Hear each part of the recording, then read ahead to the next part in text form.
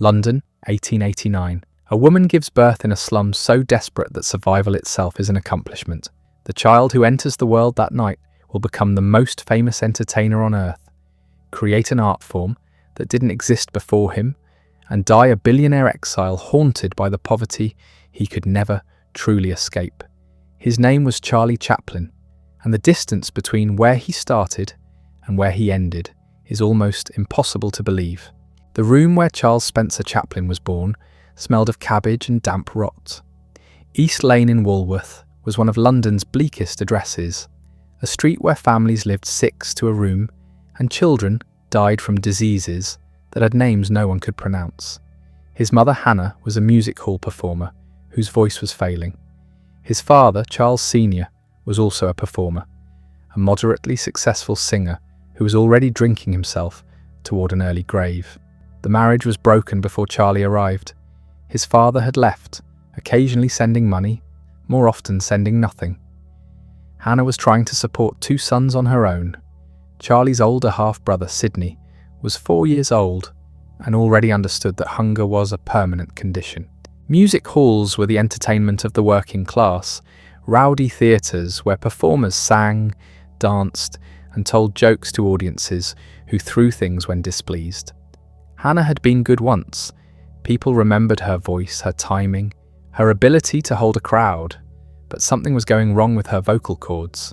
The notes wouldn't come. The performances grew shakier. One night in 1894, when Charlie was 5 years old, Hannah walked onto a stage at the canteen in Aldershot. The soldiers in the audience had been drinking. They wanted their money's worth. Hannah began to sing, but her voice cracked, failed, died in her throat. The crowd turned ugly. Cat calls, laughter. Someone threw a coin. Backstage, the theatre manager was desperate. He grabbed the small boy standing in the wings, Hannah's son Charlie, and shoved him onto the stage. The child had been watching his mother's act for years. He knew the songs. He walked to the centre of the platform, looked out at the sea of hostile faces, and began to sing. His voice was clear and strong. The soldiers quieted. Then Charlie did something extraordinary. He stopped singing, walked to the edge of the stage, and began collecting the coins they were throwing. He examined each one, commenting on its value, making the audience laugh. At 5 years old, with no training, he was improvising comedy. The soldiers roared with approval. They threw more coins. Charlie gathered them, his small hands filling with copper. He looked back at his mother standing in the wings, her career ending, and continued performing. It was the first time he'd been on stage. It was also the night that would define everything that followed. Hannah never performed again. Her voice was gone, but worse than that, her mind was beginning to go as well. The strain of poverty, the humiliation of failure, the terror of not being able to feed her children, all of it was fracturing something inside her. She would spend much of the rest of her life in and out of asylums, lost to a mental illness that had no name and no cure in Victorian England. Charlie and Sidney were sent to the Hanwell School for orphans and destitute children. It wasn't technically an orphanage since their mother was alive, but functionally it was the same. The institution was enormous, housing over 1,000 children in barrack-style dormitories. The food was minimal. The discipline was harsh. Children who misbehaved were beaten. Children who couldn't keep up were simply left behind. Charlie was 7 years old. He would later describe Hanwell as the place where his childhood ended. There was no affection here, no kindness, just the grinding routine of institutional survival. Wake at 6, cold water wash, thin porridge, manual labour, more porridge, sleep, repeat. Sidney, being older, took it harder. He plotted escape, whispered plans to his younger brother in the dark dormitory. But there was nowhere to escape to. Their mother was in the asylum.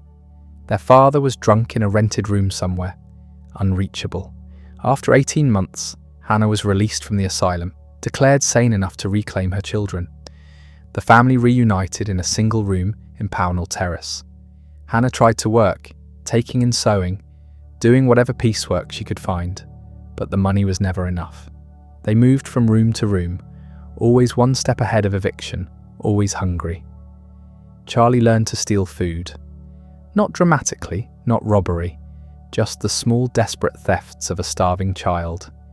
A piece of fruit from a cart, bread from a bakery counter. Once he stole a piece of bacon from a butcher's window and ran through the streets clutching it, convinced he'd be arrested, imprisoned, hanged. The streets themselves became his education. He watched everything. The way people walked, the gestures they made, the way emotion showed in posture and movement. He studied the drunks stumbling from pubs, the ladies picking their way through mud in expensive dresses, the policemen swinging their truncheons. Every human type, every mannerism, every detail went into his memory. In 1896, when Charlie was 7, his father died. Charles Chaplin Sr. was 37 years old. His liver had given out, destroyed by years of drinking. He left nothing, no money, no possessions of value, nothing that could help his abandoned family. Just a death certificate and a pauper's grave. Hannah's mental state deteriorated further.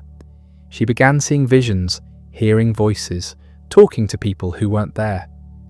Charlie would come home to find her in conversations with invisible presences or staring at the wall for hours. The authorities took her back to the asylum. This time she wouldn't return for years. Charlie and Sydney were separated. Sydney was sent to a training ship for destitute boys, a program designed to turn slum children into merchant sailors. Charlie was sent back to Hanwell, then transferred to another institution, then another. He was a ward of the state, a problem to be processed through the system. But something in Charlie refused to break.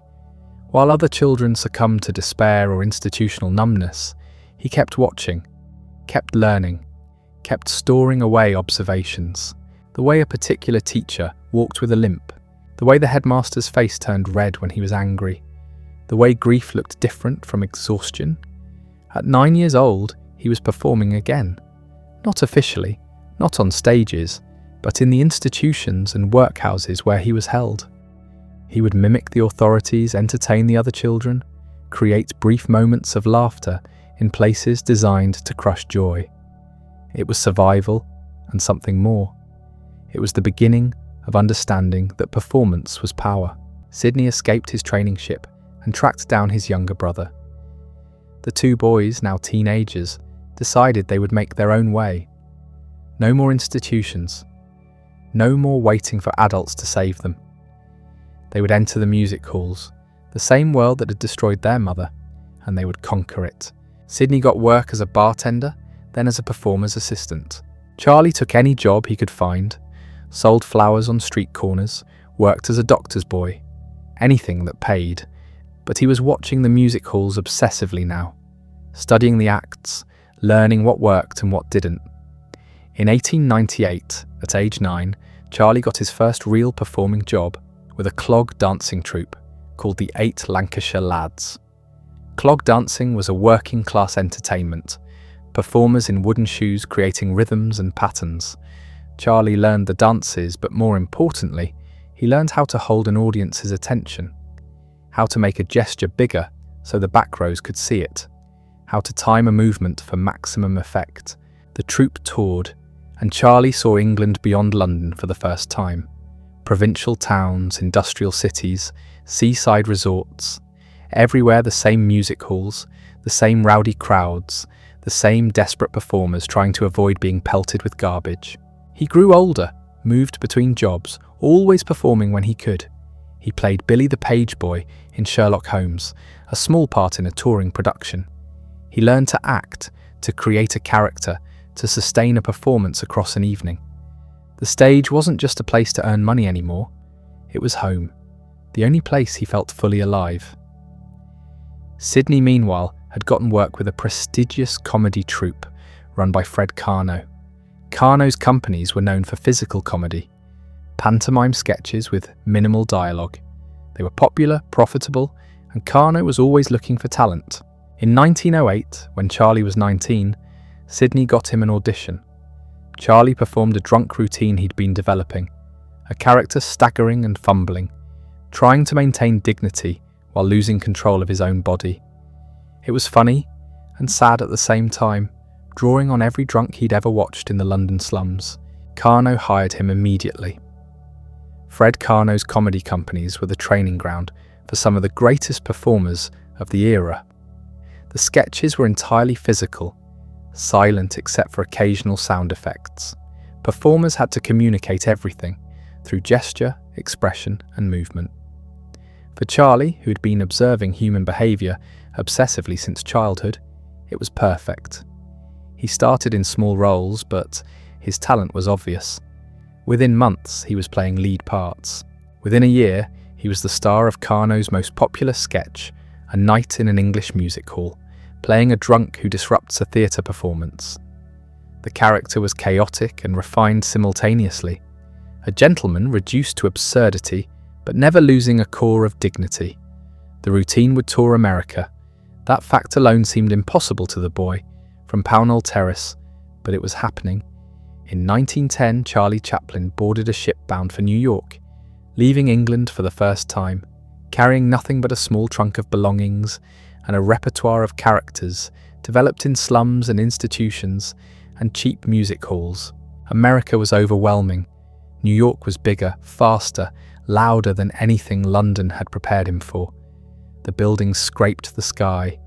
The streets teemed with immigrants from every nation. The theatres were palaces compared to the shabby halls he knew. The Carno troupe toured across America, playing to packed houses. American audiences loved the physical comedy, the pantomime, the precisely choreographed chaos. And they loved Charlie. His drunk character became legendary, imitated by other performers, discussed in newspapers. Between tours, Charlie explored American cities, absorbing everything. The pace of life here was different. People moved faster, talked faster, seemed to believe that anything was possible. The optimism was intoxicating to someone who had grown up expecting nothing. In 1912, during the Second American Tour, something happened that would change everything. A man named Adam Kessel was in the audience at a Philadelphia theatre.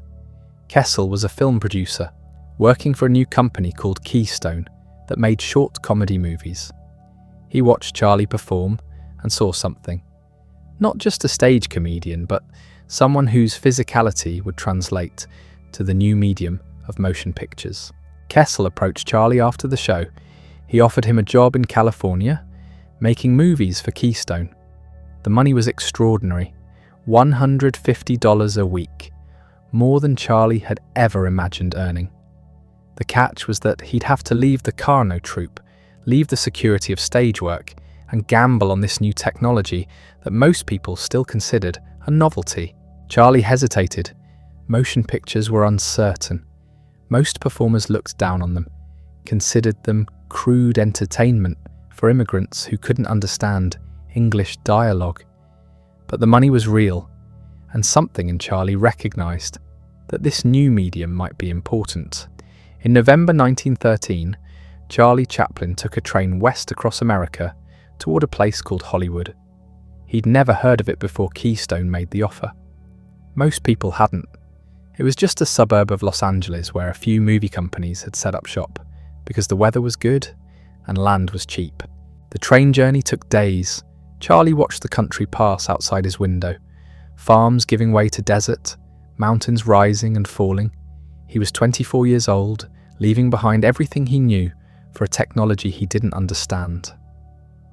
When he arrived in Los Angeles, the sunshine was disorienting. London had been grey. New York had been grey. California was relentlessly bright, the light hard and clear in a way that hurt his eyes. Palm trees lined the streets. The air smelled of oranges and dust.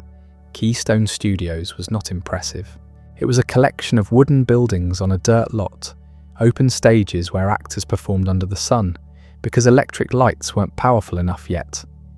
The whole operation felt temporary, improvised, like it might blow away in the next strong wind. The director was Max Sennett, a man who understood slapstick the way a butcher understands meat. His films were simple. People ran, fell, fought, and chased each other. Cops crashed into things. Pretty girls got their skirts caught on fences. Pies flew through the air. It was crude and effective, and audiences loved it. Sennett looked at Charlie and saw a stage comedian who might work on film. Nothing more. He put him in front of a camera and told him to do something funny. Charlie froze. The camera was different from an audience. It didn't react. It just watched, mechanical and indifferent. On stage, you could feel the crowd. Adjust your timing based on their laughter. The camera gave nothing back. His first film was called Making a Living, and it was terrible. Charlie played a villain with a top hat and a mustache, running around causing trouble. It was someone else's character, performed the way someone else thought it should be performed. The result was generic, forgettable. When Sennett saw the footage, he was unimpressed. This English stage actor might not work out after all. But Charlie knew something was wrong. He'd been performing since he was 5 years old.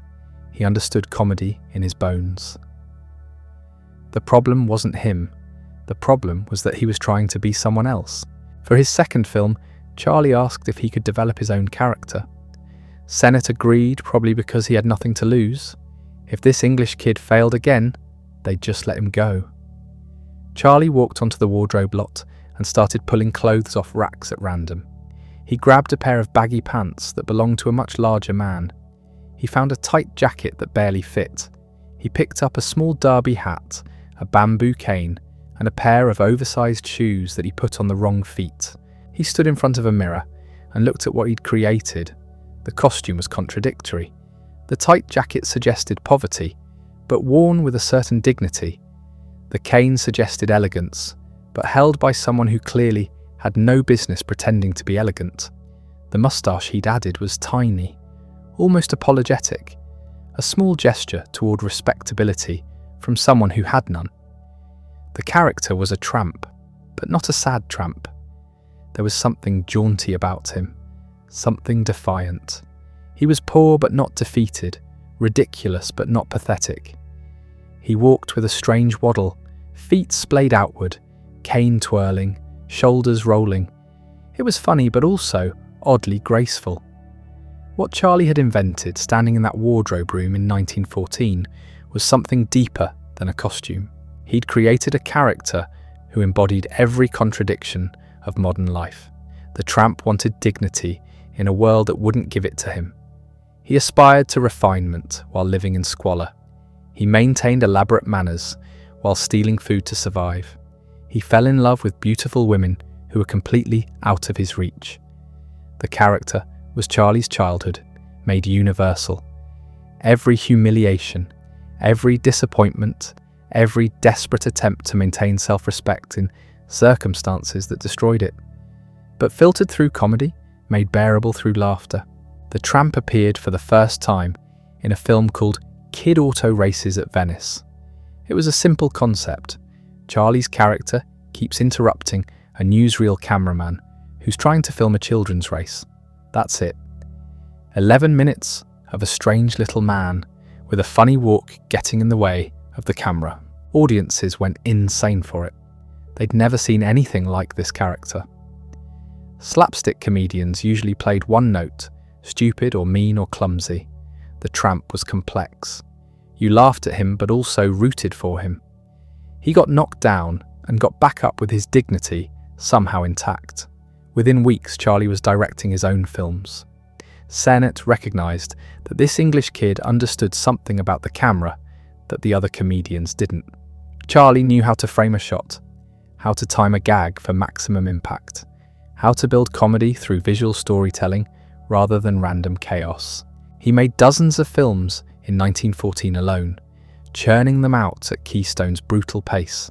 Each one taught him something new about the medium: how to use depth, how to pace a scene, how to make the audience care about a character in just a few minutes. But Keystone was frustrating. Sennett wanted fast, cheap, simple. Charlie wanted to slow down, build characters, tell stories that meant something. The tension grew until it became unbearable. In 1915, Charlie left Keystone for S&A Studios, who offered him more money and more control. Then in 1916, he moved to Mutual, who offered even more. Each move gave him greater freedom to develop his craft. The films grew more sophisticated. The Immigrant showed the tramp arriving in America, experiencing the chaos and hope of Ellis Island. Easy Street put him in the role of a policeman trying to reform a violent slum. The Pawn Shop was almost a ballet, full of graceful movements and perfectly timed physical comedy. Charlie was becoming obsessed with perfection. He would shoot the same scene 30, 40, 50 times, adjusting tiny details until it felt right. Other directors thought he was crazy. Film was expensive. Time was money. Why waste resources on subtleties that audiences wouldn't notice? But audiences did notice. They might not have been able to articulate why Charlie's films felt different, but they could feel it. The timing was better. The emotions were realer. The comedy came from character rather than just chaos. By 1918, Charlie was the most famous person in the world. Not the most famous actor, the most famous person. His face was recognized on every continent. Children in London, Paris, Tokyo, and Buenos Aires imitated his walk. The Tramp was a universal language. The money was staggering. Charlie negotiated a contract with First National that guaranteed him over $1 million. $1 million for someone who'd been starving in London workhouses 15 years earlier. The numbers were so large they stopped feeling real. He moved into a mansion in Beverly Hills. He bought cars, threw parties, dated beautiful actresses. He'd made it out completely, transformed himself from a workhouse kid into Hollywood royalty. But something was nagging at him. The Tramp character was becoming a trap. Audiences wanted the same thing over and over. Studios wanted safe, proven formulas. Charlie was starting to feel like he'd invented a character so successful that it was swallowing him whole. In 1919, Charlie did something radical. He joined with 3 other major stars, Douglas Fairbanks, Mary Pickford, and D.W. Griffith, to form United Artists.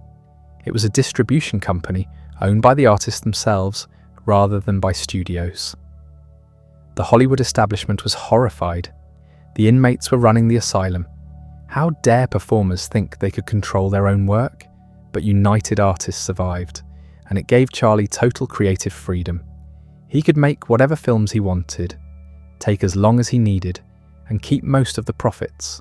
The first film he made for United Artists was The Kid, released in 1921.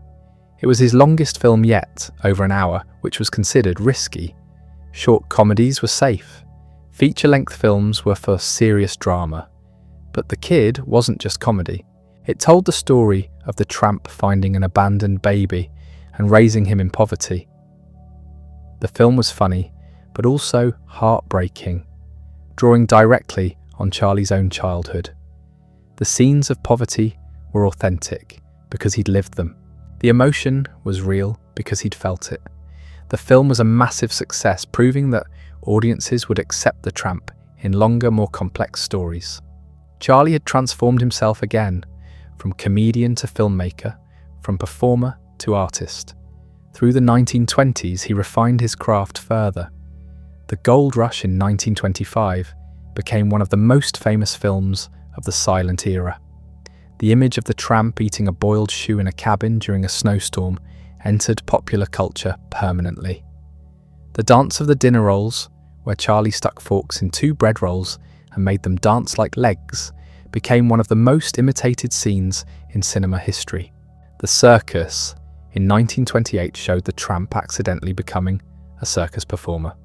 City Lights in 1931 told the story of his love for a blind flower girl. Each film pushed further, took more risks, trusted audiences to follow him into deeper emotional territory. But the world was changing. In 1927, the jazz singer introduced synchronized sound to cinema. Suddenly movies could talk. The silent era was ending, and with it, the art form that Charlie had mastered. Other silent comedians struggled to adapt. Some had voices that didn't match their screen personas. Others couldn't adjust their timing to accommodate dialogue.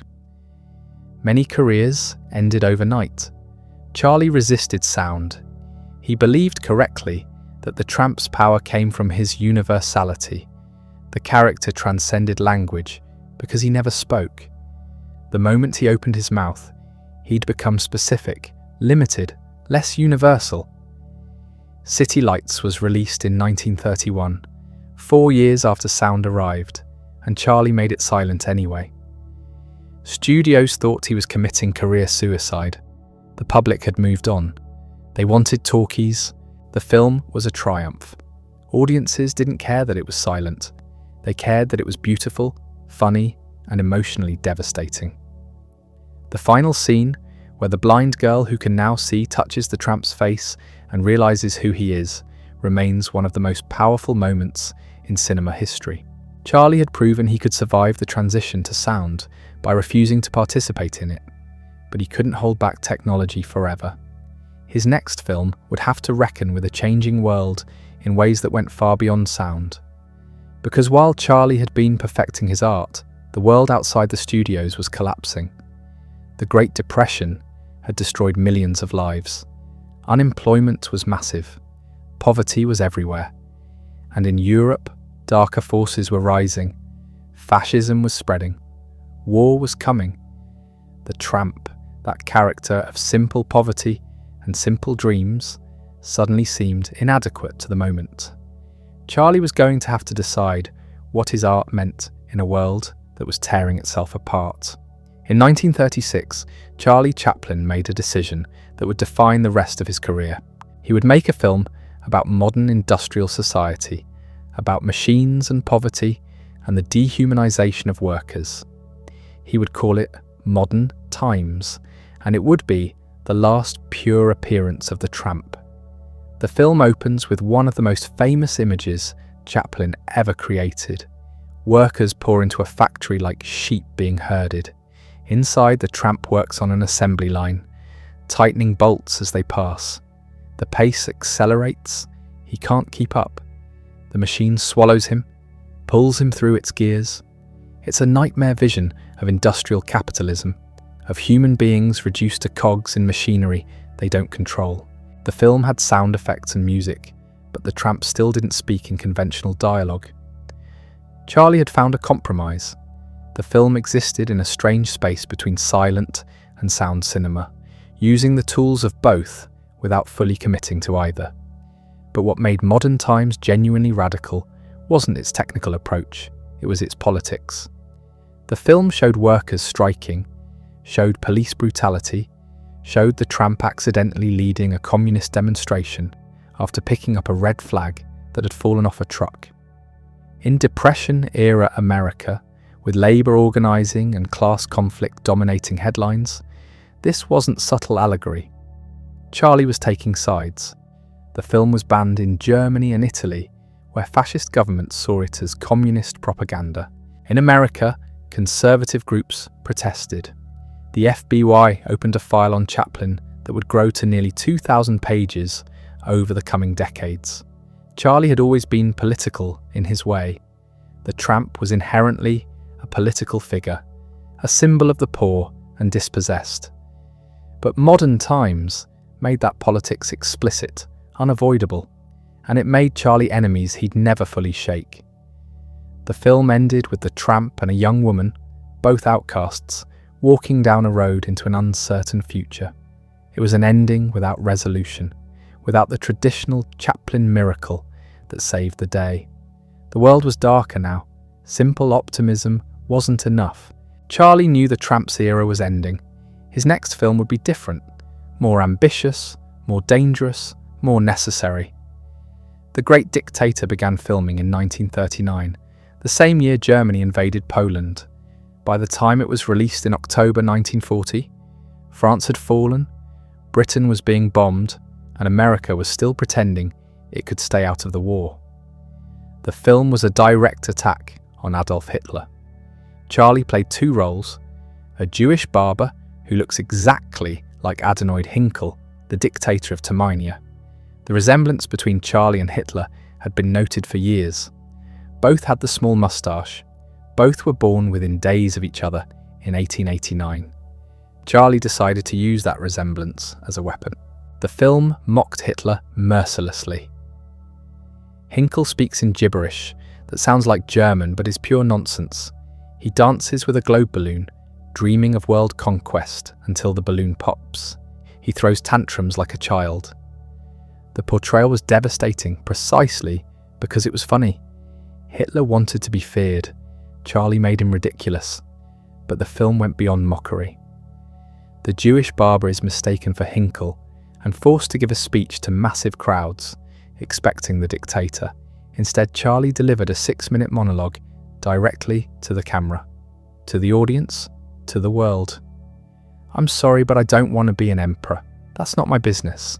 I don't want to rule or conquer anyone. I should like to help everyone if possible." The speech abandoned all pretense of comedy. Charlie spoke about human kindness, about the need to fight tyranny, about the choice between hope and despair. It was the most direct political statement any major filmmaker had ever made. The hate of men will pass and dictators die, and the power they took from the people will return to the people. And so long as men die, liberty will never perish. The final line was directed at soldiers fighting fascism. "Look up! Look up! The clouds are lifting. The sun is breaking through. We are coming out of the darkness into the light." The speech divided audiences then and divides them now. Some found it powerful and necessary. Others thought it was naive, preachy, that Charlie had abandoned art for propaganda. The film made Charlie a target. The FBI's file on him grew thicker. Conservative groups called him a communist sympathizer. Isolationists accused him of trying to drag America into a foreign war.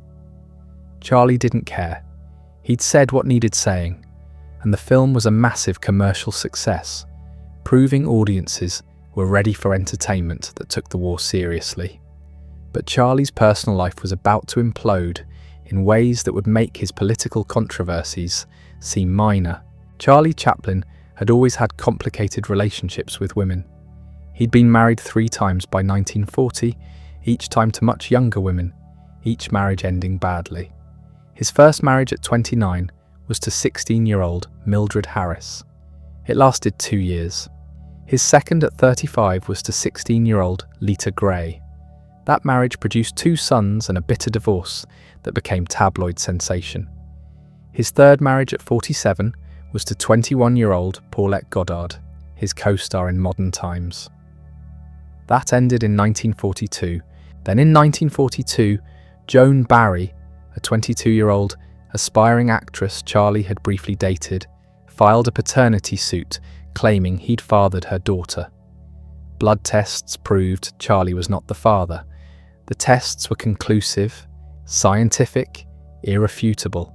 But California courts at the time didn't accept blood test evidence. The jury found for Barry. Charlie was ordered to pay child support for a child that biology proved wasn't his. The scandal was enormous. The FBI, already investigating Charlie for his politics, piled on. J. Edgar Hoover personally pushed for prosecution under the Mann Act, a law against transporting women across state lines for immoral purposes. Charlie had bought Joan Barry a train ticket from Los Angeles to New York. The fact that this was 2 years before the alleged relationship and that Barry had travelled alone didn't matter. The government wanted Charlie Chaplin destroyed. The trial was a circus. The press covered every detail. Charlie's relationships with young women, his political views, his refusal to become an American citizen despite living in the US for 30 years, everything was used against him. He was acquitted of the Mann Act charges, but the damage was done. America's most famous immigrant, the man whose Tramp had embodied universal humanity, was now seen by many as a moral degenerate and possible communist. During this nightmare, Charlie met Una O'Neill. She was 18, he was 53. She was the daughter of playwright Eugene O'Neill. They married in 1943, and shockingly, improbably, it worked. They would stay married until Charlie's death, have 8 children, and by all accounts, be genuinely happy. Una's father disowned her for marrying Chaplin and never spoke to her again. Charlie tried to move forward. In 1947, he released Monsieur Verdoux, a black comedy about a serial killer who murders rich widows. The film was Charlie's attempt to say something about capitalism, about how society creates monsters, about the thin line between business and murder. The character says outright that one murder makes you a villain, but a million murders makes you a hero if you're a general. American audiences hated it. At the premiere, people walked out. Reviews were brutal. The film lost money. Conservative groups organised boycotts. The political and personal scandals had poisoned Charlie's relationship with the American public. The man who'd been the most beloved entertainer in the world was now seen as dangerous, un-American, a bad influence. The FBI file kept growing. HUAC, the House Un-American Activities Committee, was ramping up its investigations into Hollywood communism. Charlie's name was near the top of their list. He'd never been a Communist Party member, but he'd been sympathetic to leftist causes, had spoken at rallies, had friends who were communists. In the paranoid atmosphere of the late 40s and early 50s, that was enough. In 1952, Charlie left America. He and Una and their children boarded a ship for London. Charlie was going to attend the premiere of his new film, Limelight, a melancholy story about an aging music hall performer. It was a smaller, more personal film than his recent work, perhaps Charlie's way of processing his own decline. 2 days after the ship left New York, the US Attorney General revoked Charlie's re-entry permit. He was informed he'd have to face an inquiry about his political views and moral character before being allowed back into the country. Charlie had lived in America for 42 years. He'd never applied for citizenship, perhaps because he'd always seen himself as English, perhaps because he'd thought it didn't matter. Now it mattered. The most famous immigrant in American history had been exiled. Charlie never returned. He settled in Switzerland with Una and their growing family. He'd released 2 more films, A King in New York in 1957 and A Countess from Hong Kong in 1967, but neither approached his earlier work. The exile had broken something. The creativity that had driven him since childhood, that had survived poverty and loss and scandal, couldn't survive being rejected by the country that had made him. In 1972, 20 years after leaving, Charlie was invited back to America for one night. The Academy Awards wanted to give him an honorary Oscar. He was 82 years old. He'd never won a competitive Oscar, despite revolutionizing cinema. The Academy was trying to make amends. The moment Charlie appeared on stage, the audience rose in a standing ovation that lasted 12 minutes. 12 minutes of applause for a frail old man who'd been driven from the country decades earlier. People in the audience were crying. Charlie was crying. It was recognition, apology, farewell, all at once. Charlie accepted the award, said a few words of thanks, and returned to Switzerland. He'd make one more brief appearance on film, a small role in A Countess from Hong Kong in 1967, but the 1972 Oscar ceremony was his real goodbye to the public. He died on Christmas Day, 1977, at his home in Switzerland, surrounded by his large family. He was 88 years old. Newspapers around the world ran obituaries describing him as the first international film star, the man who'd invented screen comedy, the most famous person of the 20th century. But those obituaries couldn't capture what Charlie Chaplin had actually done. He'd taken a new medium, barely a decade old when he started, and shown what it could be. He'd proven that film could be art, that comedy could carry genuine emotion, that a character without words could speak to everyone. The Tramp was more than a character. It was a philosophy, the idea that dignity survives poverty, that kindness matters more than success, that the small person could stand up to the powerful and sometimes, just sometimes, win. In an age of mechanization and mass production, Charlie created something human.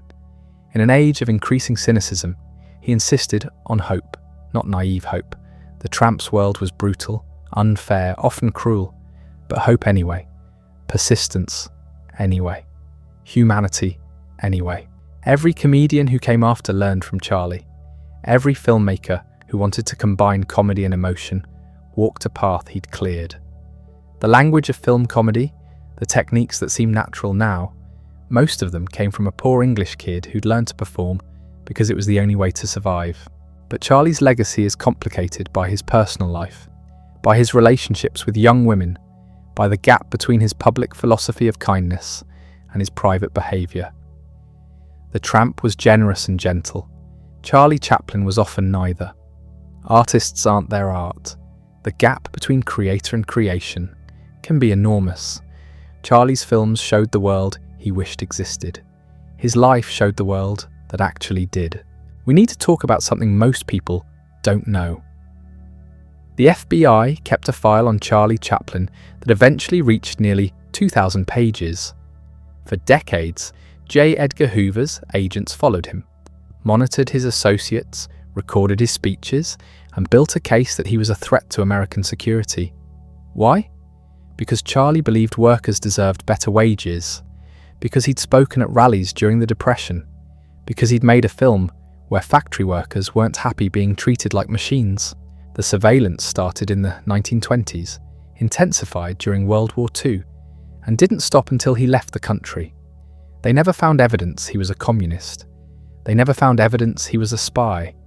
What they found was a man who thought capitalism should work for everyone, not just the wealthy. That was enough. The machinery of state power, the same machinery Charlie had satirized in modern times, turned against him. And it worked. They drove him out. But here's what's strange. While the American government was building files on Charlie's politics, millions of Americans were watching his films and finding something that spoke to them directly. The Tramp wasn't making speeches about economic systems. He was just trying to survive in a world that seemed designed to crush people like him. And audiences everywhere recognized that world. They lived in it. The disconnect was complete. The government saw a dangerous radical. The public saw themselves. Charlie had done something that terrified people in power. He'd made poverty and struggle visible without making them pathetic. The Tramp maintained dignity despite having nothing. He refused to accept that his circumstances defined his worth. In films like City Lights and Modern Times, Charlie showed that the problem wasn't the poor. The problem was a system that created poverty while producing abundance. You didn't need to understand economic theory to get that message. You just needed to have worked for low wages, or struggled to pay rent, or felt like the world was indifferent to whether you survived. The Tramp's predicament was your predicament. His small victories felt like your victories. His defeats hurt because they were your defeats. This is what made Charlie's politics so threatening. They weren't abstract. They were embodied in a character everyone loved. When people laughed at the Tramp being chewed up by factory machinery, they were laughing at their own dehumanization. When they cried as he walked away at the end of City Lights, they were crying for their own impossible hopes. Charlie had weaponized empathy. He'd made audiences feel what it was like to be powerless, and then suggested, gently, that maybe things didn't have to be this way.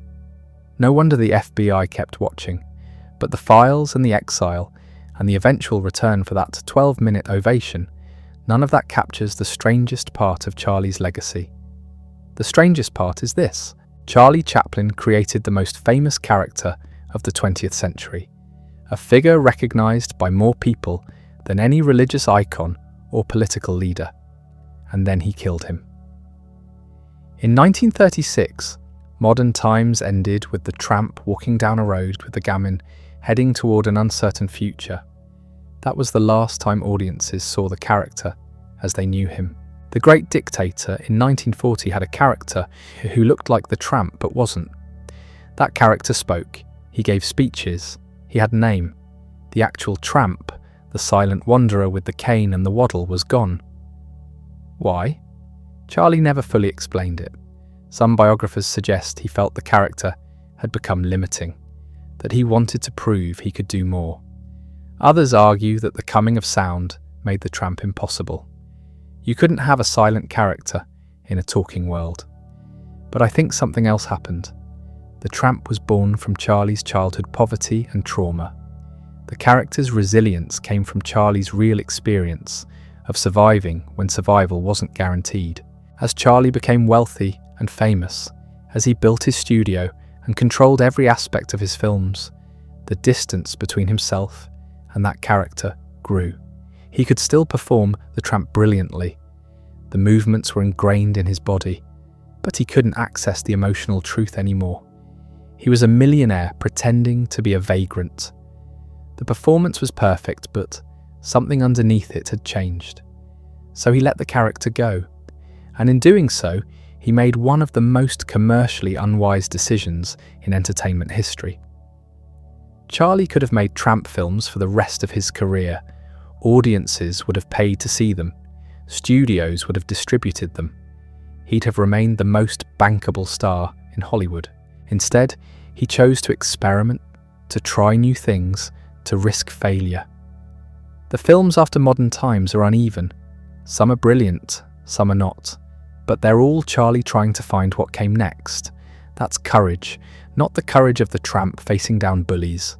The courage of an artist who'd achieved everything and was willing to start over. The Exile years in Switzerland saw Charlie trying to recapture that artistic ambition.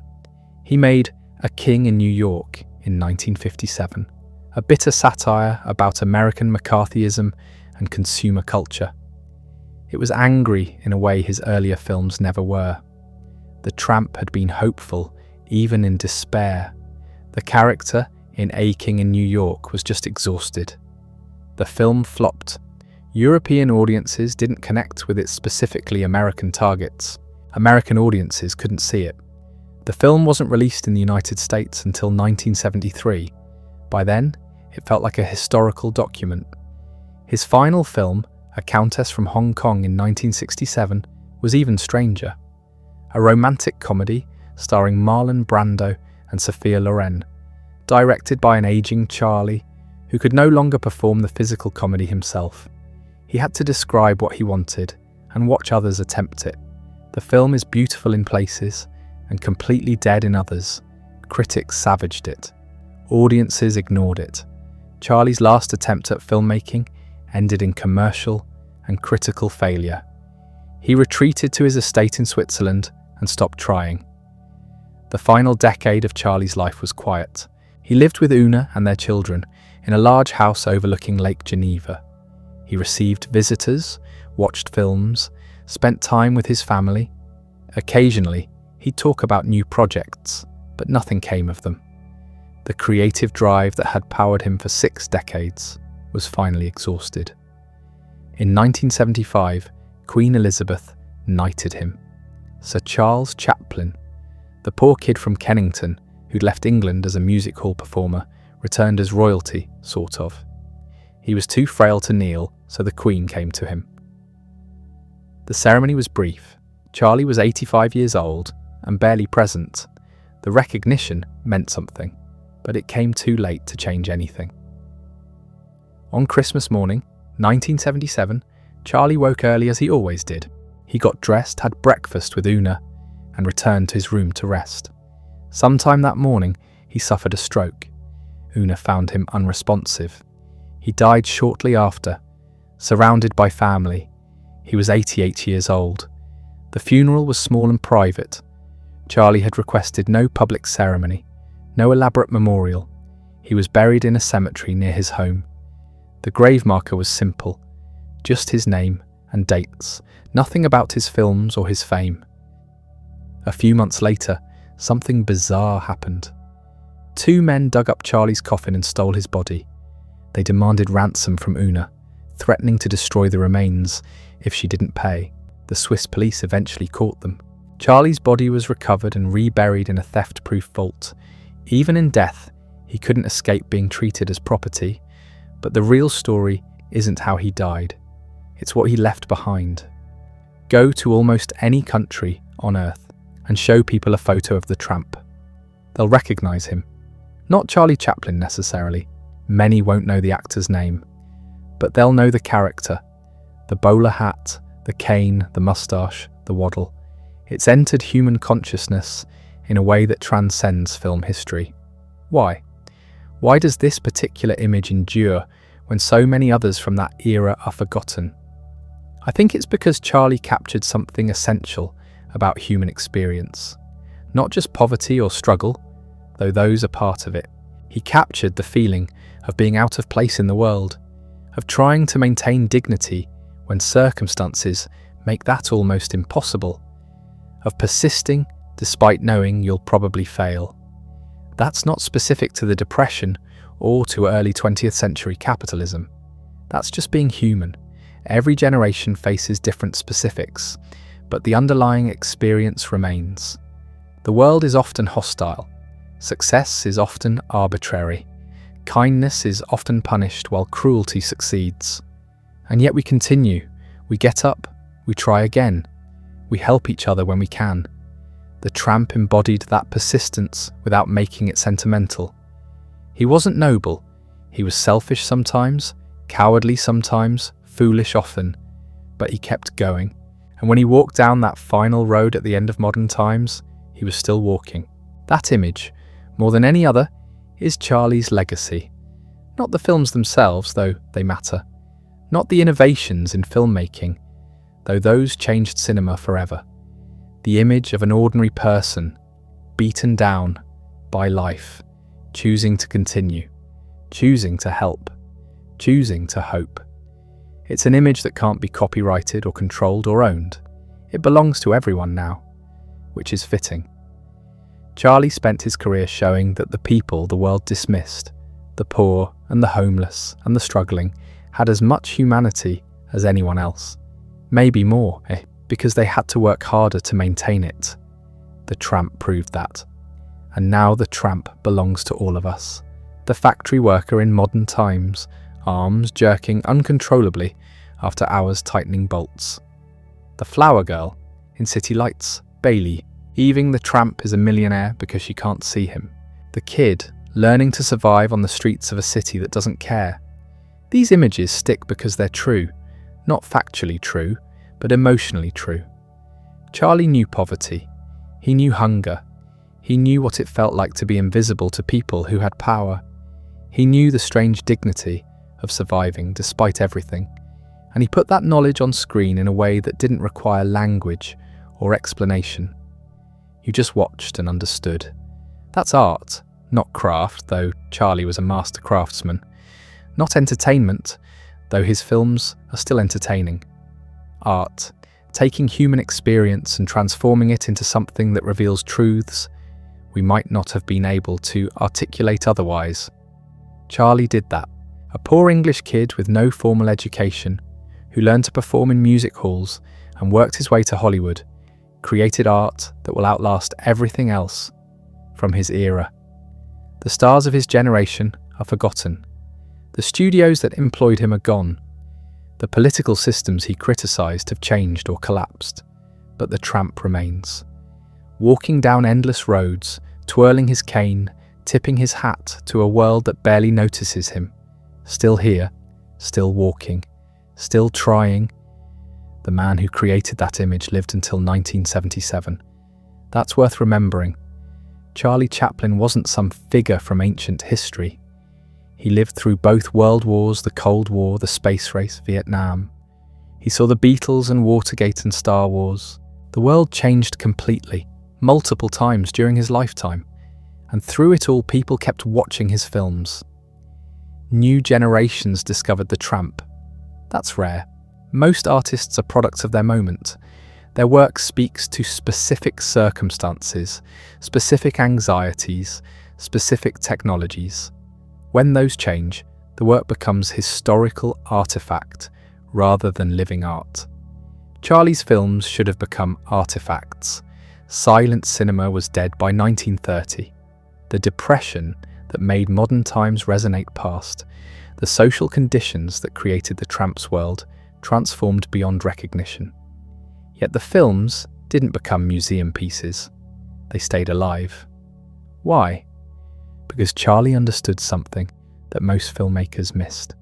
He understood that specificity creates universality. The more precisely you capture one particular experience, one particular truth, the more it resonates with everyone. The tramp isn't every man. He's one very specific person. But that specificity makes him universal. We don't see ourselves in generic characters. We see ourselves in particular ones. The more detailed and specific they are, the more we recognize our own experiences in them. Charlie made the tramp so particular, so precisely observed, that he became everyone. That's counterintuitive. Most people trying to create universal art go broad and vague. They create characters without specifics, situations without context, emotions without detail. They think that's how you reach everyone. It's not. You reach everyone by being so specific that people recognize the truth beneath the details. Charlie was a poor London kid. His films are about a poor American tramp, but poverty isn't the universal element. The universal element is the emotional truth of how poverty feels. The humiliation, the resourcefulness, the small victories that mean everything. Those transcend time and place. Someone watching city lights in 1931 Manhattan, and someone watching it in 2020 Mumbai, and someone watching it in 2075 Lagos, all understand the tramp. Not because they share his circumstances, but because they recognize the emotional reality he embodies. That's what makes great art great, not its circumstances, but its truths. Charlie also understood timing in a way that went beyond comedy. He understood when to hold a shot, when to cut, when to let silence work, when to add music. Modern Times has sequences that run for minutes without cuts. The factory sequence, the feeding machine, the department store at night. These are long takes by any standard, but they never feel slow. They feel precisely as long as they need to be. That's mastery. Most filmmakers either cut too fast, afraid of boring the audience, or too slow, indulging their own vision. Charlie cut when the moment was complete, not before, not after, exactly when. You can feel that precision. Even now, even in films nearly a century old, you feel the rhythm. It's like music. Each shot has its proper length, its proper weight. The composition between shots creates meaning. The timing creates emotion. And it all feels inevitable, as if it couldn't have been any other way. But it could have. Charlie tried dozens of takes for every shot. He rehearsed endlessly. He built elaborate sets just to get one gag right. The precision wasn't accidental. It was the result of obsessive work, of understanding that comedy especially depends on exact timing. One frame too early and the joke doesn't land. One frame too late and the moment dies. Charlie found the exact frame. Every time. That's why his films still work. The technology is ancient. The world they depict is gone. But the timing is perfect, and perfect timing is permanent. Comedy relies on surprise. You set up an expectation, then violate it in a specific way. If the violation comes too early, there's no expectation to violate. If it comes too late, the expectation has faded. It has to come at the exact moment when the tension between expectation and reality creates the maximum effect. Charlie understood this instinctively. His gags build perfectly. The setup, the complication, the payoff, each element arrives at the precise moment it should. Watch the bread roll dance in The Gold Rush. He picks up two forks, stabs them into two rolls, and makes them dance. It's a simple idea, but the execution is perfect. The timing of each movement, the expression on his face, the way the camera holds on the moment just long enough before cutting away. Everything is exact. That sequence has been copied countless times. It's been parodied and referenced and imitated, but the copies never have the same effect because they don't have Charlie's timing. They don't understand that the joke isn't the dancing rolls. The joke is the emotional journey of watching someone create beauty out of poverty. The rolls represent the meal he can't afford. The dance represents the life he wants to live. The juxtaposition creates meaning that transcends the gag itself. That's why it endures. It's not just funny, it's true. Charlie understood that comedy and tragedy are the same thing viewed from different angles. The Tramp struggles are funny because we're watching from outside. As if we were living them, they'd be tragic. Charlie knew this. He walked the line between laughter and tears constantly. Sometimes he'd push you over into one, then pull you back into the other. City Lights does this brilliantly. The flower girl mistakes the Tramp for a millionaire. It's funny, but it's also heartbreaking because we know the truth, and she doesn't. When she gets her sight back and realizes who he really is, the film doesn't tell us how to feel. Is it happy? Is it sad? It's both. It's everything. That final shot of the Tramp, smiling uncertainly while the flower girl looks at him, recognizing him but not quite believing it. We don't know what happens next. Charlie doesn't tell us. He just holds on that moment of uncertainty, of hope mixed with fear, and lets us feel it. That's confidence. Most filmmakers would explain. They'd add dialogue or music or another scene to clarify the emotion. Charlie just shows us two faces and trusts that we'll understand. We do, because he's built the entire film toward this moment, and when it arrives, it's exactly right. Nothing more is needed. Modern times end similarly. The Tramp and the girl walk down a road toward an uncertain future. They're poor. They're homeless. They have nothing. But they're together, and they're moving forward. The film doesn't promise they'll succeed. It doesn't even suggest things will get better. It just shows them continuing. That's not a happy ending in the conventional sense, but it's not tragic either. It's honest. Life continues. We continue. We face each day knowing we might fail, but we try anyway. That's the human condition. Charlie didn't need to explain it. He just showed two people walking down a road. The image is enough. This restraint, this trust in the image itself, is almost alien to modern filmmaking. We're trained to explain everything, to make sure the audience gets it, to underline every emotion and clarify every ambiguity. Charlie did the opposite. He gave us the essential image and let it resonate. That takes courage. It also takes craft. You can only trust the image if the image is perfect, if the composition is right, if the performance is right, if the context has been properly established. Charlie ensured all of that through endless work, but once it was right, he stopped. He didn't add, he didn't explain. He trusted that the work he'd done would carry the moment. It did. It still does. Those final images, the Tramp walking away into uncertain futures, have become iconic. Everyone knows them, even if they've never seen the films. They've entered the collective unconscious. They represent something about human persistence that can't be put into words but everyone recognizes. That's the ultimate achievement for any artist, to create an image so powerful that it becomes part of how we understand ourselves. Charlie did that multiple times. The Tramp himself is such an image.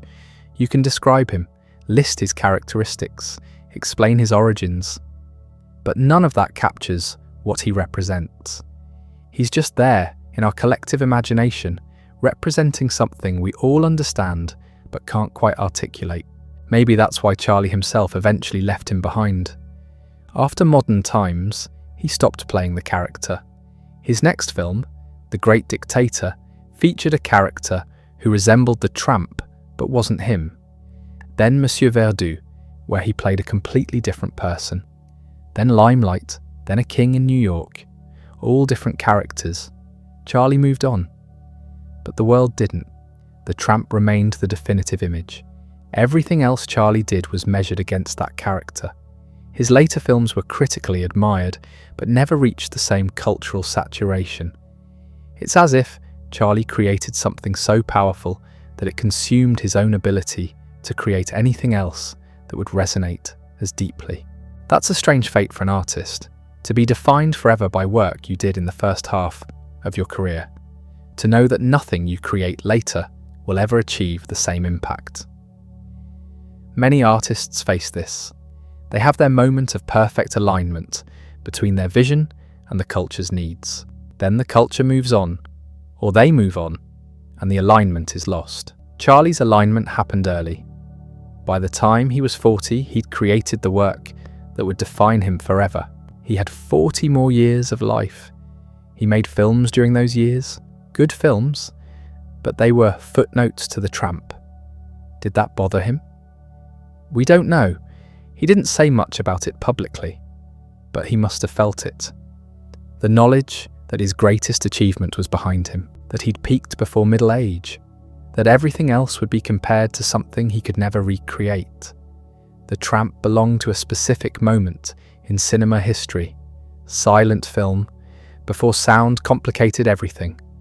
Once sound arrived, the Tramp couldn't exist in the same way. He'd need to talk, and if he talked, he'd become specific in ways that would destroy the universality. So Charlie set him aside. He made Modern Times as a last hurrah, a last chance to play the character he'd created. Then he moved on. The world eventually moved on too. Sound became standard. Colour became standard. Cinematic language evolved. The techniques Charlie pioneered became basic grammar. His innovations were absorbed and superseded. The films themselves began to look old-fashioned. By the 1960s, they were historical artifacts. Important, yes. Influential, absolutely. But not contemporary, not relevant to young filmmakers trying to push cinema forward. Charlie became a figure of history. An old man in Switzerland, remembered but not particularly celebrated. The culture had left him behind. Then something strange happened. The films came back. New audiences discovered them. Film students studied them. Critics reassessed them. The cultural moment had shifted again, and suddenly Charlie's work felt relevant once more. This happened gradually through the 60s and 70s. Cinematheques began showing his films. Revival houses programmed them. Universities taught them. A new generation encountered the Tramp without the baggage of having lived through his original popularity. They saw the films fresh, judged them on their own merits, and found them astonishing. The physical comedy still worked. The emotional beats still landed. The social commentary still resonated. Poverty hadn't disappeared.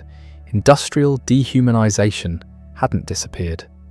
The struggles of ordinary people against systems too large to fight remained relevant. The Tramp's experiences in modern times spoke to factory workers in the 70s just as clearly as they'd spoken to factory workers in the 30s. Critics began writing serious analytical pieces about Charlie's technique. They examined his use of space, his understanding of visual rhythm, his ability to construct elaborate gags that paid off perfectly. Academic film theory was developing, and Charlie's work provided rich material for analysis. But it wasn't just academics. Regular audiences responded too. The films played to packed houses. People laughed at the same gags that had made their grandparents laugh. The universality that Charlie had aimed for proved genuinely universal across time. This rediscovery came too late for Charlie to fully enjoy it professionally. He was in his 80s by then, living in Switzerland, no longer making films, but he knew it was happening. He received letters. He read the articles. He understood that his work had survived the transition from contemporary entertainment to classic art. That's a rare trajectory. Most popular entertainment disappears within a generation. The jokes stop landing. The references become obscure. The style feels dated. Future audiences have to work to understand what people originally saw in it. Charlie's work avoided that fate. The films remained accessible. You could show City Lights to someone who'd never heard of Charlie Chaplin, and they'd understand it immediately. No historical context required. No explanation needed. The story worked, the emotions worked, the comedy worked. Why? Part of it is the silence. Silent films force you to pay attention differently. You watch faces, bodies, movements. You read emotions visually. That's a skill we still possess, even in an age of dialogue-heavy entertainment. The silence makes the films feel almost contemporary, as if they exist outside normal film history. Part of it is Charlie's performance. The Tramp is such a clear, vivid character that he transcends his era. He's not a 20s character or a 30s character. He's just a character, period. His struggles are human struggles, not historical struggles. and part of it is craft. Charlie constructed his films with such precision that they function like machines. Every element serves the whole. Nothing is wasted. The pacing is exact. The payoffs are earned. This level of craft doesn't age because it's not dependent on fashion or trends. It's fundamental filmmaking excellence. The rediscovery culminated in 1972 when Charlie returned to America for the first time in 20 years. He'd been effectively exiled since the early 50s, his re-entry permit revoked while he was travelling. The accusation was communist sympathies. The reality was that J. Edgar Hoover's FBI had been surveilling him for years and found his politics objectionable. Charlie never fought the exile legally. He could have. He had resources, lawyers, support, but he chose to stay away. He settled in Switzerland with Una and their children, made his last few films there, and accepted that America had rejected him. Then in 1972, the Academy of Motion Picture Arts and Sciences invited him back to receive an honorary Oscar. It was a gesture of reconciliation. The political climate had changed. The blacklist era was acknowledged as shameful. Charlie's contributions to cinema were undeniable. The Academy wanted to honour him before he died. Charlie accepted. He was 83, frail, using a cane. Una accompanied him. They flew to Los Angeles in April. The Oscar ceremony that year included a compilation of clips from Charlie's films. The audience, filled with industry professionals who'd grown up watching him, gave him the longest standing ovation in Academy Awards history. 12 minutes. People wept openly. Charlie himself wept. He didn't give a speech. He was too emotional. He simply accepted the statuette, waved to the crowd, and left the stage. The moment captured something larger than one man receiving an award. It was an entire industry acknowledging its debt to someone who'd helped create the medium they all worked in. That trip was Charlie's last public appearance. He returned to Switzerland and lived quietly for another 5 years.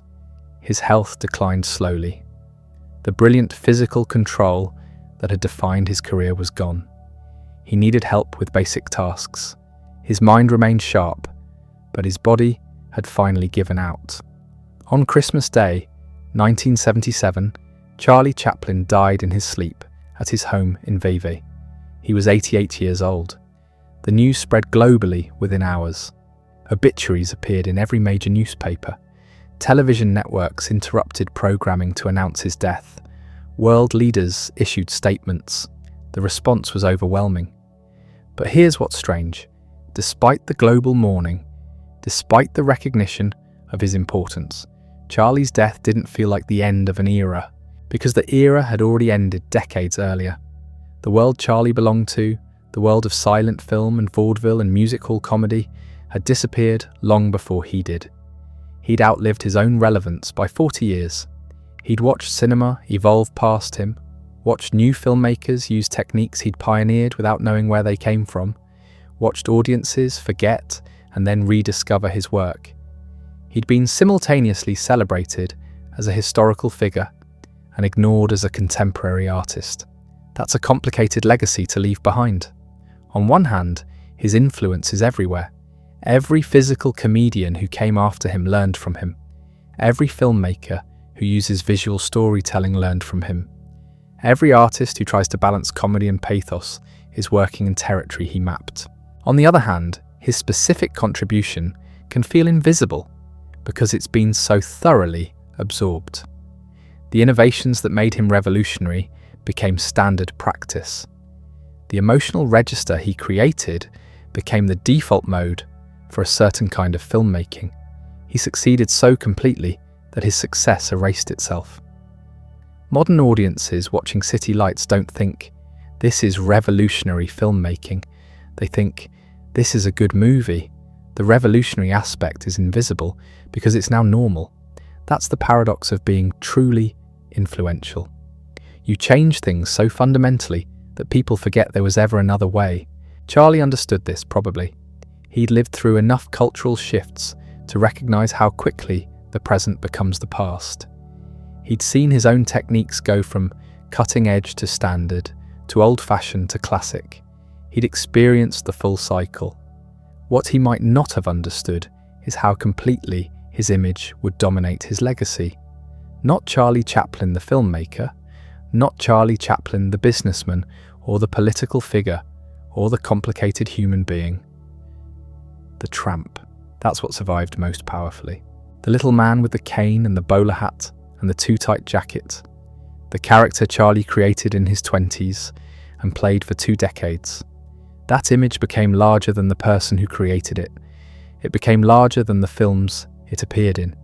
It became an icon in the truest sense. Icons don't age. They exist outside time. The tramp doesn't belong to the 20s or 30s. He belongs to the permanent collection of human imagery. Like Hamlet or Don Quixote or Mickey Mouse. These figures transcend their origins and become part of how we understand ourselves. That's what Charlie achieved, not through careful planning or strategic career management, through intuition, craft, and relentless work. He created something that resonated so deeply with so many people that it became permanent. But permanence comes with costs. The icon overshadowed the person. The tramp overshadowed Charlie. Everything else he did, all his other films, all his other characters, all his other achievements, existed in the shadow of that one creation. Was that fair? Probably not. Charlie's later films deserve more attention than they get. His business acumen deserves recognition. His survival through decades of industry changes deserves respect. But culture doesn't distribute attention fairly. It latches onto certain images and holds them forever while letting other things fade. Charlie got immortality, but only for part of his work. The rest became footnotes. That's the bargain fame offers. You can live forever, but only the version of you that captured the culture's imagination. Everything else disappears. Did he accept that bargain willingly? We can't know. He never stopped working, never stopped trying new things, never seemed content to simply rest on his early achievements. That suggests he wanted more than to be remembered for the tramp. He wanted to be remembered as an artist who grew, changed, pushed himself into new territory. But the culture made its choice. The tramp was what it wanted from him. The tramp was what it kept. Everything else was appreciated by some, ignored by most, and gradually forgotten by nearly everyone. This is the reality for artists who create something genuinely iconic. The icon takes on its own life. It stops being something they control and becomes something the culture owns. Mickey Mouse doesn't belong to Disney anymore. Not really. He belongs to everyone who's ever seen him. Same with Superman. Same with Sherlock Holmes. Same with the tramp. These figures escape their creators and become public property in a way that transcends copyright or legal ownership. They exist in collective consciousness as shared references, shared understanding, shared cultural vocabulary. Charlie created one of those figures, then spent the rest of his life dealing with the consequences. The figure opened doors for him. It made him wealthy and famous and powerful, but it also trapped him. He couldn't escape it. He couldn't create anything else that would resonate powerfully. He was the tramp's creator, and that defined him forever. Artists dream of creating something that lasts, something that survives beyond their own lifetime, something that becomes part of the permanent cultural landscape. Charlie achieved that dream so completely that it consumed everything else. The tramp will exist as long as cinema exists. As long as people watch films, they'll watch City Lights and Modern Times and The Gold Rush. The character will remain vivid and immediate and meaningful. That's the achievement Charlie wanted, but it came with a price. The man disappeared behind the character. The complicated, difficult, brilliant, flawed human being named Charlie Chaplin became a footnote to his own creation. We remember the icon, we forget the person. Maybe that's acceptable, maybe that's even preferable. Icons serve a purpose that individual humans can't. They represent ideas, emotions, experiences that transcend any single person. The Tramp represents something about human resilience and dignity that's more important than Charlie's personal biography. Still, there's something sad about it. A man lives 88 years. He creates dozens of films. He builds businesses, raises children, navigates political turmoil, survives personal tragedies, experiences the full complexity of human existence. And all of that collapses into one image, one character, one icon. That's Charlie's legacy. Not the full complexity of his life, but the simplicity of the Tramp. The little man who won't give up, who faces every hardship with dignity, who remains human despite everything the world throws at him. That image endures. It will endure long after everyone who knew Charlie personally is gone. Long after the last person who saw his films in theatres has died. The icon survives everything. And Charlie, wherever he is, probably understands that this was always how it would end. He died on Christmas morning, 1977. That detail seems too perfect to be real, but it is. Charlie Chaplin, who built his career on sentiment and carefully orchestrated emotion, left the world on the day most associated with warmth and a family and human connection. He was 88 years old. He'd been living in Switzerland for 25 years at that point, exiled from America by his own choice after the country made clear he wasn't welcome. The final years were quiet. He wasn't making films anymore. His health had deteriorated. The man who'd spent decades in constant physical motion, whose body had been his primary instrument, was now confined to a wheelchair. His movements limited, his energy diminished. But he was surrounded by family. Una was there, 8 of his children were there. The house in Vevey, overlooking Lake Geneva, was full of people who loved him. That's something. After all the chaos and controversy and public judgment, he ended his life in a place of peace with people who chose to be there. The obituaries were massive. Every major newspaper in the world ran lengthy pieces about his death. They recounted his career, his achievements, his controversies. They called him a genius. They called him complicated. They acknowledged his flaws while celebrating his contributions to cinema. The tributes poured in from fellow filmmakers, from actors, from writers, from critics. Everyone had something to say about what Charlie meant to the art form. The funeral was small and private, exactly as he wanted. No public spectacle, no grand ceremony, just family and close friends gathering to say goodbye. He was buried in the Coursier-sur-Vevey cemetery, a modest plot in a quiet Swiss village. The headstone was simple. His name, his dates, nothing more. For a man who'd spent his life performing for millions, the ending was remarkably understated. But death wasn't quite the end of Charlie's story. 3 months after the burial, 2 men broke into the cemetery in the middle of the night, dug up his coffin, and stole his body. This actually happened. It sounds like a bizarre joke, something too absurd to be true. But in March 1978, Charlie's corpse was missing, and the family received ransom demands. The grave robbers wanted money. They thought they could extort the Chaplin family by holding Charlie's remains hostage. They were wrong. Una refused to pay. She told the police she was certain Charlie would have found the whole situation ridiculous. The authorities eventually caught the men, 2 unemployed mechanics who'd hatched this scheme out of desperation. They'd hidden the coffin in a cornfield. The body was recovered, reburied, and this time the grave was reinforced with concrete to prevent any future attempts. Even in death, Charlie couldn't escape absurdity. The man who'd built his career on ridiculous situations, on the collision between dignity and chaos, became the subject of one final darkly comic episode. It's almost fitting. His legacy after death followed a predictable pattern.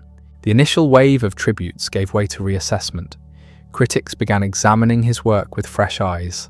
Some of the films that had been dismissed or overlooked during his lifetime gained new appreciation. Academics started writing serious studies of his technique, his themes, his influence on cinema.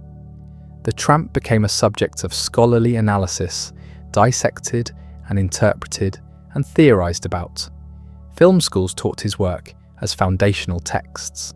Students who'd never heard of Charlie Chaplin before college were suddenly required to watch City Lights and Modern Times and write papers about visual storytelling and physical comedy and the economics of the Depression era. The films entered the canon, that vague but powerful category of works that are considered essential, important, worthy of preservation and study. Museums held retrospectives.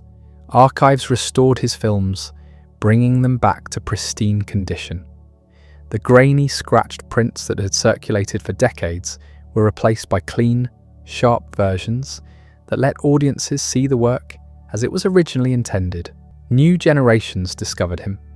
Kids who grew up with television, and then video games, and then streaming services eventually encountered this strange little man from the silent era who communicated entirely through movement. Some of them connected with it immediately. Others found it boring, slow, incomprehensible. The culture had moved so far from Charlie's era that his work required translation, context, explanation, but he never completely disappeared. The Tramp remained recognizable even as the world changed. That silhouette, the cane, the walk, the little mustache, people who'd never seen a Chaplin film could still identify the character. That's the power of true iconography. It transcends its original context and becomes something permanent. Meanwhile, the controversies faded, not because they were resolved or explained or justified, but because time has a way of smoothing rough edges. The political accusations from the McCarthy era looked increasingly absurd as the Cold War ended and the panic about communism dissipated. The personal scandals became historical footnotes, interesting details in biographies, but no longer sources of active outrage. The culture decided to remember the art and let the rest recede into background noise. This wasn't forgiveness exactly. It was more like collective amnesia. The things that had seemed so urgent and important during Charlie's lifetime lost their charge. New scandals replaced old ones. New controversies demanded attention. The world moved on, and Charlie's specific sins became less relevant. What remained was the work. The films still existed, they still played, they still made people laugh and cry. That became his defense, his justification, his redemption. Whatever else he'd done, whatever mistakes he'd made, whatever damage he'd caused, the work survived. And the work was good. So good that it justified keeping his name alive, keeping his films in circulation, keeping the Tramp walking through the cultural landscape decade after decade. But here's the question that haunts everything. Did the work excuse the life? Should it? This is the debate that circles around every complicated artist. We want to separate the art from the artist, to enjoy the creation without endorsing the creator. But that separation isn't always clean. The work and the life are connected. Charlie's films came from his experiences, his obsessions, his psychology. The Tramp's resilience reflected Charlie's own survival instinct. The romantic idealization of young women in his films reflected his personal fixations. The sentimentality and the cynicism both came from the same source. You can't completely extract one from the other. Some people argue that great art transcends the personal failings of its creator, that beauty and meaning exist independently of the moral character of the person who made them, that we can appreciate City Lights without approving of Charlie's romantic choices, that the gift to humanity outweighs the private sins. Others argue that's a convenient excuse, that celebrating the work means celebrating the person, whether we admit it or not, that giving Charlie's films prestigious positions in the canon means giving him prestigious positions in history, that we're actively choosing to honour someone who did things we'd condemn in anyone else. There's no clean answer. The debate continues. Every generation has to decide for itself how to handle these contradictions. How much weight to give the art versus the life. How to acknowledge both the genius and the damage. Charlie's case is neither the worst nor the simplest. He's somewhere in the middle of the spectrum, complicated in ways that resist easy judgment. What's certain is that he changed cinema. That's not debatable. The techniques he developed, the standards he set, the possibilities he demonstrated, those things permanently altered the medium. Directors who came after him were responding to his work whether they knew it or not. The language of film includes vocabulary that Charlie invented, but he also harmed people. That's not debatable either. The pattern of relationships with teenage girls wasn't a misunderstanding or a cultural difference. It was a choice he made repeatedly, using his power and fame to pursue people who couldn't resist him.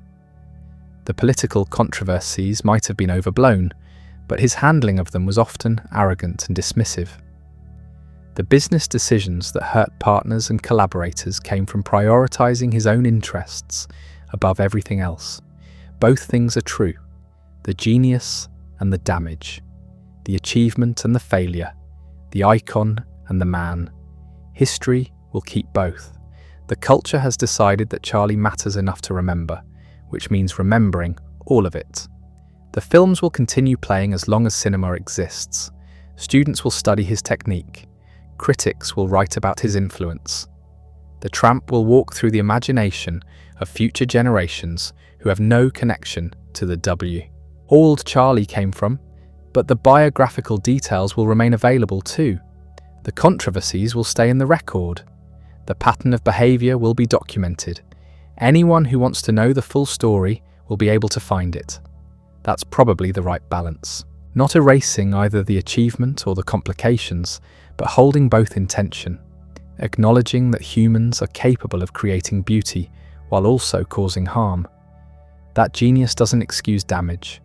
That we can appreciate what someone built while also recognizing what they destroyed. Charlie understood performance better than almost anyone. He knew how to construct an image, how to present a version of himself to the world. The Tramp was the ultimate performance, a character so carefully crafted that it became more real than the person behind it. But life isn't a performance you can control completely. The truth seeps through eventually. The private person emerges despite all efforts to manage the public image. Charlie spent his career trying to show audiences what he wanted them to see. But history sees everything. The full picture emerges over time. The icon and the man exist together now, inseparable. When we watch City Lights, we're watching both. The brilliant filmmaker who understood emotion and timing and visual storytelling better than almost anyone. And the complicated man who made choices that hurt people, who used his power irresponsibly, who failed to live up to the ideals his films promoted. Maybe that's appropriate. Maybe that's honest. The Tramp represented an ideal of human dignity and resilience. Charlie represented the messy reality of human failure and contradiction. Both are real. Both matter. The work endures because it captured something true about the human experience. The complications endure because they're also true about the human experience. We're all contradictions. We're all capable of creating beauty and causing harm. We're all trying to be better than we are, while frequently failing. Charlie just did it on a larger scale, in a more public way, with higher stakes and bigger consequences. His story isn't a morality tale with a clear lesson. It's just a life, as complicated and contradictory as any life, played out in front of millions. The Tramp will outlive all of us. That character will exist as long as people watch films. The little man with the cane and the waddle and the determination to maintain dignity despite everything. That image is permanent. Charlie Chaplin, the person, will fade. Already he's becoming historical, distant, someone we read about rather than someone we feel we know. The living memory of him is disappearing as the last people who saw his films in theatres, who followed his career in real time, pass away. Soon he'll be entirely historical, a figure from another era that requires explanation and context. But the Tramp will remain immediate. That's the strange magic of cinema. The performance captured on film stays alive in a way the performer can't. Charlie's body is buried in Switzerland, reinforced with concrete to keep it there. But the tramp is still walking, still falling, still getting back up, still making people laugh and cry, still representing something essential about human resilience and dignity and the refusal to be defeated. That was Charlie's gift to the world, a character that transcends time, that speaks to something universal in the human experience. The cost of creating that gift was high. For Charlie himself, for the people around him, for the complexity and contradiction that got buried under the icon. But the gift remains. That's what we're left with. Not the simple story of a genius, not the simple story of a villain, the complicated story of a human being who created something that outlived him, something that matters, something that will keep mattering. The tramp walks on, and Charlie Chaplin, wherever he is, watches from a distance. The creator and the creation, forever linked, forever separate, one immortal, one gone. That's how it ends. The little man walks into the fog at the edge of the frame. He's done this 100 times before, in a dozen different films, always moving forward, always alone, or nearly alone, always uncertain what comes next. That image, repeated with variations across decades, became the signature. Not a happy ending, not a sad ending, just continuation. The road goes on, the tramp goes with it. That's where we leave him. But Charlie Chaplin stopped walking a long time ago. The man who created the character died in Switzerland on Christmas morning, 1977, surrounded by family, far from the London slums where he started and the Hollywood studios where he built his empire. He was 88 years old. He'd outlived his era by decades, watched the art form he'd helped create evolve past him, seen his techniques become so standard that nobody remembered they'd once been revolutionary. The funeral was quiet, the burial was simple. Then grave robbers stole his body for ransom, which somehow feels appropriate. Even in death, Charlie couldn't escape absurdity. The coffin was recovered from a cornfield, reburied in concrete, and finally left to rest. The man was gone, but the image persists. Walk into any city in the world and show someone a picture of the tramp. They'll know him. Maybe not the actor's name, maybe not the films, but the silhouette, the cane, the walk, the tiny moustache. That's universal recognition. That's permanence. Charlie achieved what every artist dreams of, and what almost none accomplish. He created something that transcends its moment, that speaks across generations. That becomes part of how humans understand themselves. The cost was everything else. His later films exist in the shadow of his early work. His complicated personal life gets footnoted. His political struggles become historical curiosities. The full complexity of 88 years collapses into one image, one character, one icon. That's the bargain. Immortality, but only for the part of you that captured the culture's imagination. Everything else fades. Was it worth it? We can't answer that. Charlie's not here to ask, but the tramp remains, still walking, still falling, still maintaining dignity, despite circumstances designed to crush it. That character still means something, still speaks to people who've never experienced Depression-era poverty, who live in a world Charlie couldn't have imagined, who face different struggles but recognize the same essential challenge. How do you keep going when the world seems designed to break you? How do you maintain humanity when everything strips it away? The tramp answered those questions without words, just through movement and expression and the stubborn refusal to stay down. That's the legacy.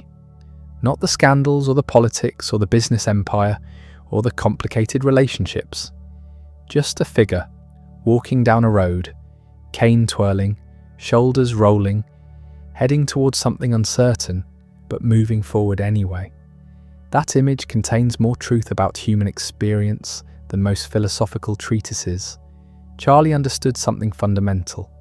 He translated it into movement, and the translation survived. Cinema has changed completely since Charlie's era. Sound arrived, then colour, then digital, then streaming, then whatever comes next.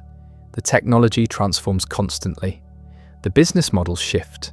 The audience's attention spans allegedly shrink. But the Tramp still works. You can show city lights to someone who's never seen a silent film, and they'll understand it immediately. The language Charlie developed remains legible. That's the test of genuine art. Not whether critics praise it or academics study it, but whether it continues speaking to people who have no obligation to care. The films will outlast everyone reading these words. They'll outlast the streaming services that currently host them. They'll outlast the current conception of what cinema is and what it's for. As long as people watch moving images and care about stories, they'll watch Charlie's films. Not because they're historically important, though they are. Because they work. The comedy lands, the emotion resonates, the character lives. Charlie Chaplin was born in a slum in 1889. He died in a mansion in 1977. The distance between those 2 points is almost incomprehensible. He transformed himself completely, multiple times, always moving forward, always building something new. The boy who learned to perform because it was the only way to survive became the man who revolutionized an art form. The impoverished child became the world's most famous entertainer. The exile from England became the exile from America, became the honored guest returned for one final standing ovation. But the story that matters most isn't the rags to riches narrative. It's what he created while making that journey. The films, yes. The techniques and innovations, certainly. But more than that, the Tramp himself. That strange little figure who shouldn't work, whose costume is a collection of contradictions, whose entire existence is precarious and absurd, but who maintains dignity anyway, who falls and gets back up, who loves without hope of return, who faces the world's cruelty with resilience and occasional grace. That character is Charlie's real achievement. Not the wealth or fame or influence, though he had all of that. The character, the image, the idea made visible. That's what survives. That's what matters. The Tramp walks on, and the rest is history.